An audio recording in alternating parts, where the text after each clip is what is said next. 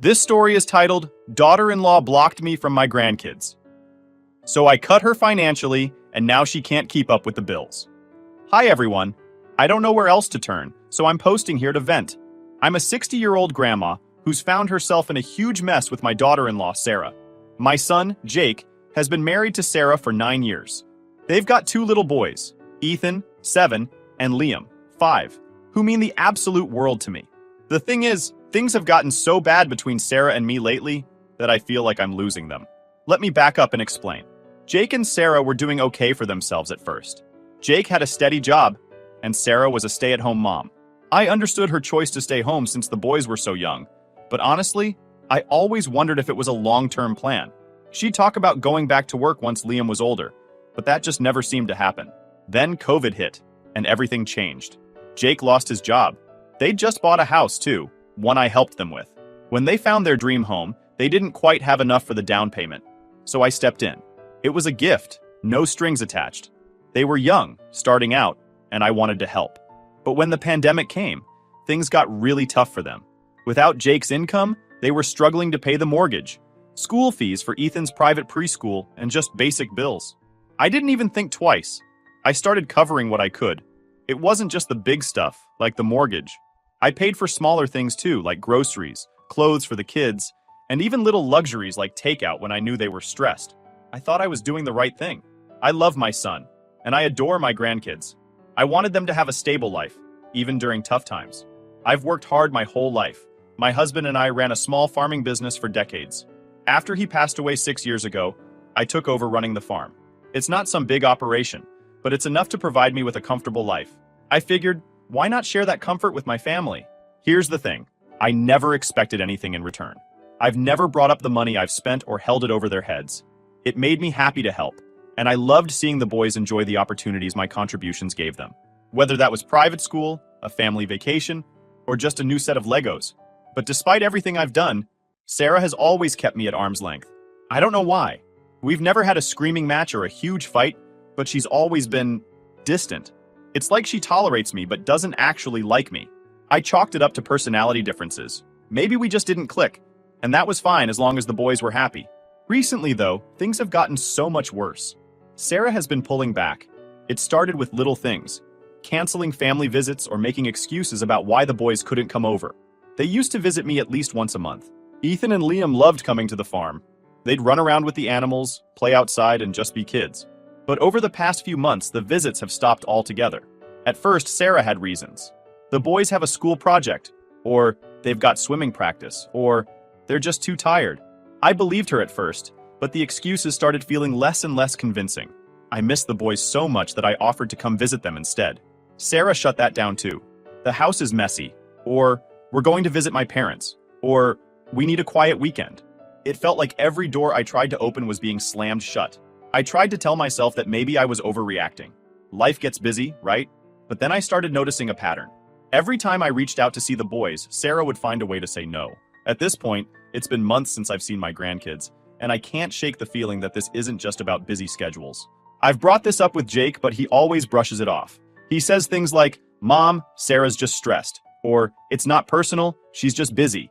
But it feels personal. How could it not? This has been eating at me. I don't want to overstep, and I've tried to respect Sarah's space, but I feel like I'm being quietly pushed out of my own family. I don't understand what I've done to deserve this. Have any of you been in a situation like this? Am I overthinking things? I don't want to make a big deal out of nothing, but it's hard not to feel hurt. Ethan and Liam are such a huge part of my life, and the idea of losing them is unbearable. I just needed to get this off my chest. Any advice or perspective would be appreciated. Thanks for reading. Update 1 point. Hey everyone, I'm back with an update because things have gone from confusing to outright heartbreaking. I can't believe I'm even writing this, but here goes. Last week, I got a call from Ethan, my 7-year-old grandson. He called me on my phone, which was a surprise in itself because usually when I talk to the boys, it's through Jake or Sarah. Ethan sounded a little nervous, but he said he missed me and wanted to come over to the farm. My heart soared hearing his little voice, but when I asked him if his parents knew he was calling, he went quiet. After a pause, he mumbled, "Not really," and then hung up. That call broke me. The boys shouldn't feel like they have to sneak around to talk to me. I could hear it in Ethan's voice. He misses me as much as I miss him. I sat there holding the phone, wondering what to do. I didn't want to make things worse by overstepping, so I decided to text Jake and Sarah. I just wanted to clear the air. I sent them a simple message. Period. Hey, I got a call from Ethan today. He said he misses me and wants to visit the farm. I wanted to check with you both. Is everything okay? Is there a reason he felt he couldn't talk to me openly? I miss the boys and want to make sure I'm not doing anything wrong. No response. The next day, I woke up to a long, angry email from Sarah. She accused me of manipulating Ethan and interfering with her parenting. She said I was undermining her and making things harder for their family. She even said I was spoiling the boys and that I was a bad influence. I was devastated. I've only ever tried to support them. I've never gone against Sarah's wishes, and I've always asked permission before doing anything with the boys. For her to twist things around like this felt cruel. After crying my eyes out, I called Jake. I needed to hear from him what was really going on. At first, he tried to play peacemaker, like he always does. Mom, it's not that serious, he said. Sarah's just stressed, and she feels like you're overstepping a little. Overstepping how? I asked. I've only ever done what you've asked me to do, whether that's helping financially or spending time with the boys. If there's a problem, why didn't you or Sarah just tell me? Jake hesitated. Then after a long pause, he finally admitted it. Sarah feels like the boys like you more than her. She's jealous, Mom. That's why she's been pulling back. I was stunned. Jealous? What? I told Jake that I've never tried to compete with Sarah.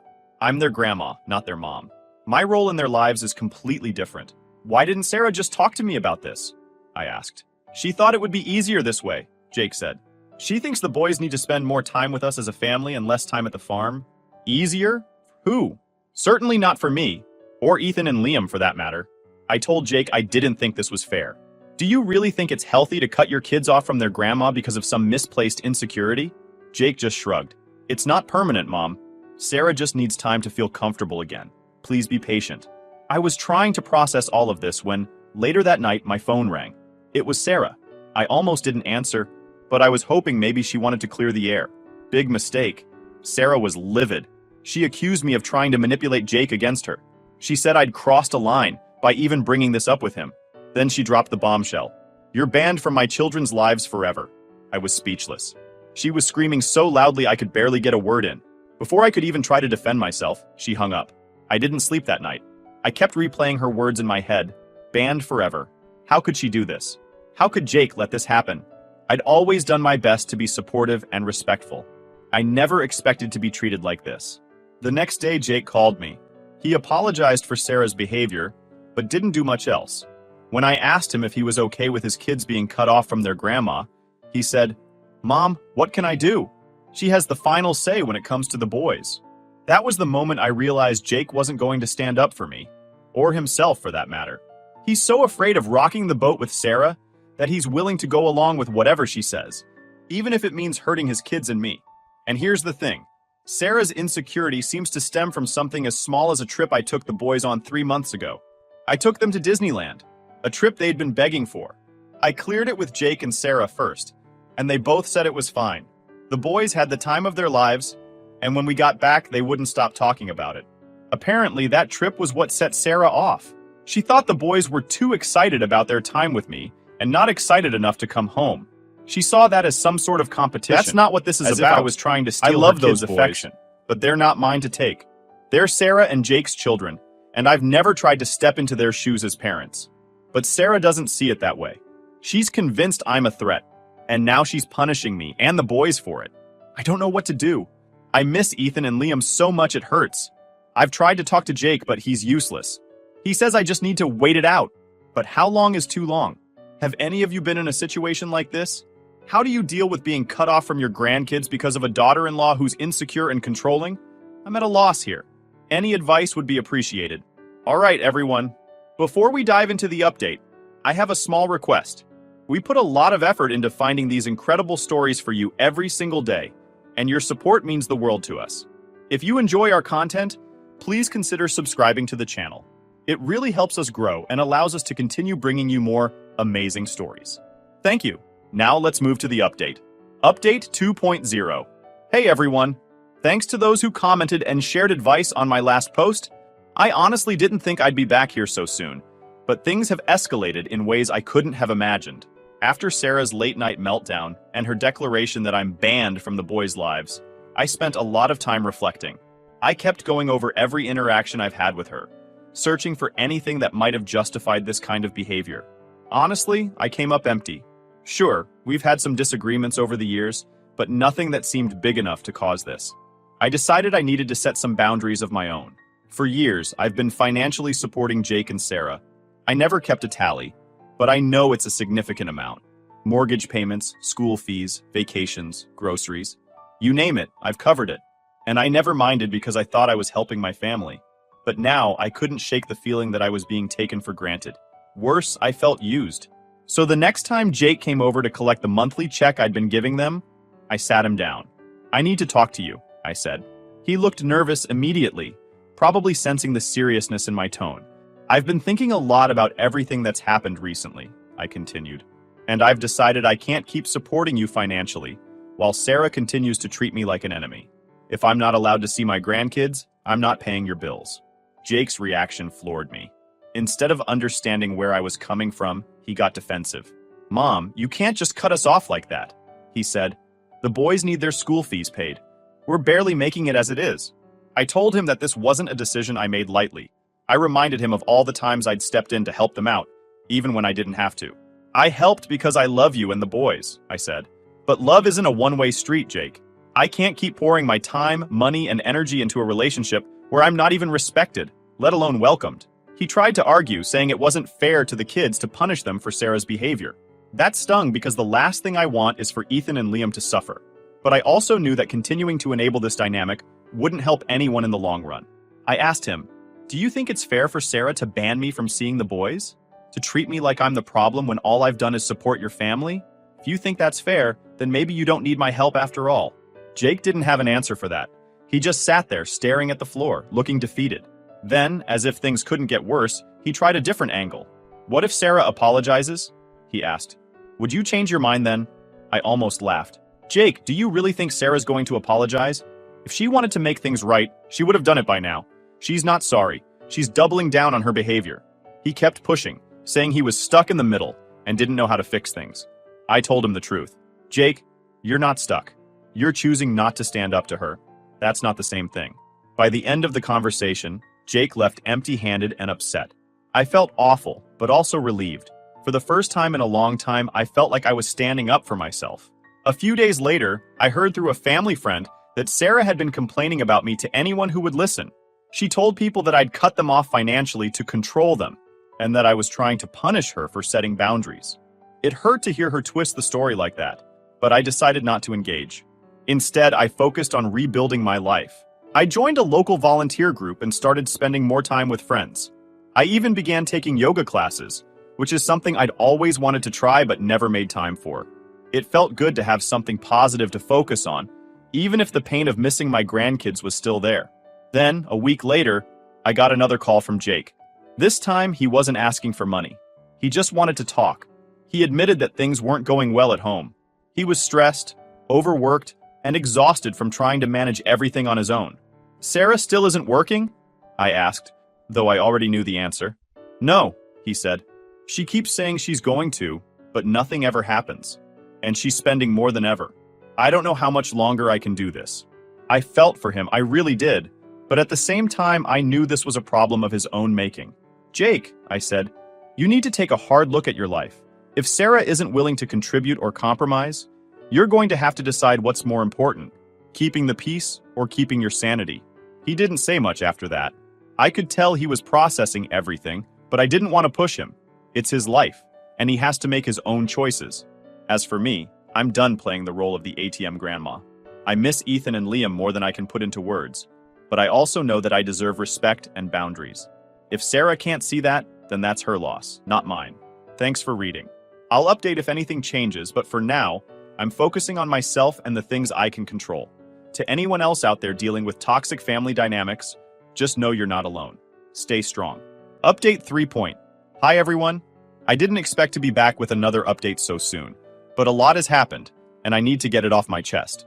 After I stood my ground and cut off financial support, I thought things might settle down. Maybe Jake and Sarah would figure things out on their own, or maybe, just maybe, Sarah would realize how unfair she's been. But instead, things have taken an even uglier turn.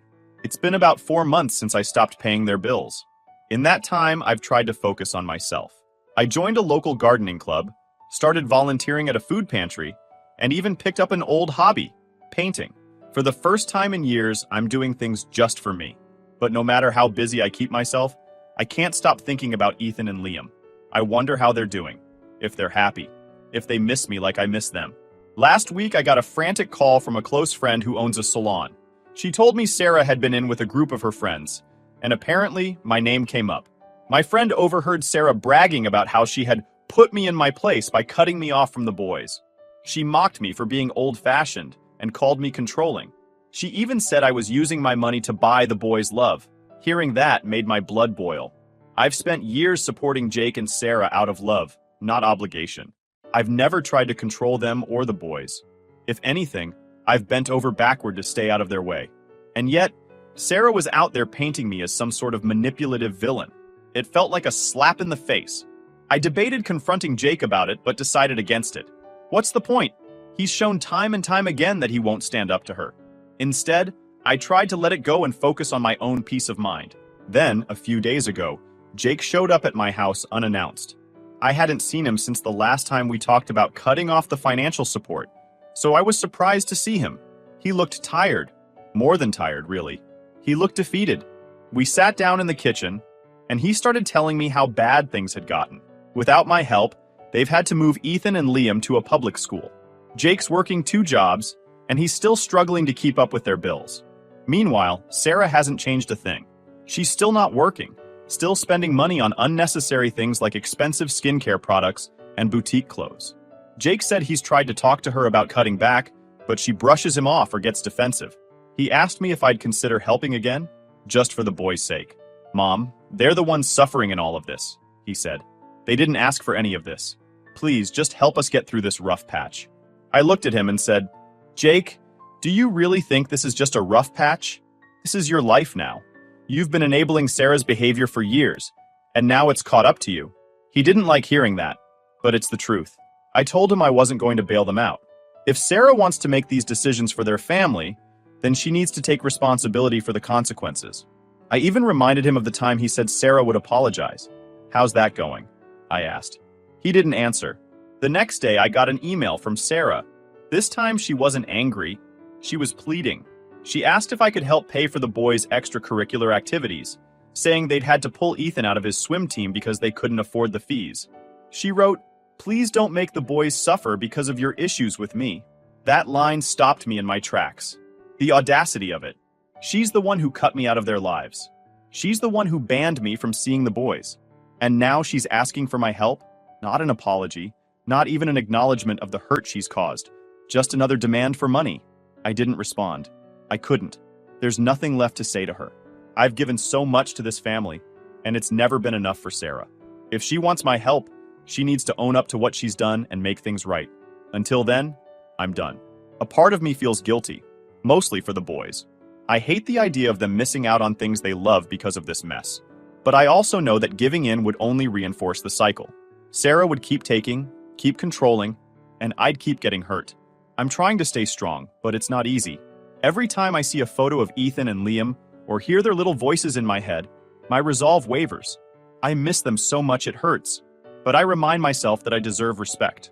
I deserve to be treated with kindness, not used as a financial safety net while being shut out of their lives. If you've read this far, thank you. It helps to know I'm not alone. To anyone out there dealing with a toxic family dynamic, stay strong. It's hard, but sometimes standing up for yourself is the only way to find peace. I'll update again if there's any change, but for now, I'm focusing on rebuilding my life and hoping that one day, when the boys are older, they'll understand the truth. Update 4. Hi again, everyone. It's been about 6 months since I last wrote, and I wanted to share what's happened since. Things have shifted in ways I never thought possible. Not necessarily for the better, but I've made peace with it. After cutting them off financially, I assumed there would be silence from Jake and Sarah for a while. I thought they'd take some time to adjust to their new reality and figure things out. But instead, Jake showed up again about 2 weeks ago, looking more worn out than ever. He didn't have the energy to argue this time. He just told me outright, they're drowning in debt. Apparently, they'd been using credit cards to make up for the loss of my financial help. Sarah hasn't changed her spending habits. She's still buying luxury items, like designer clothes and expensive skincare products, while Jake is working himself to the bone at 2 jobs.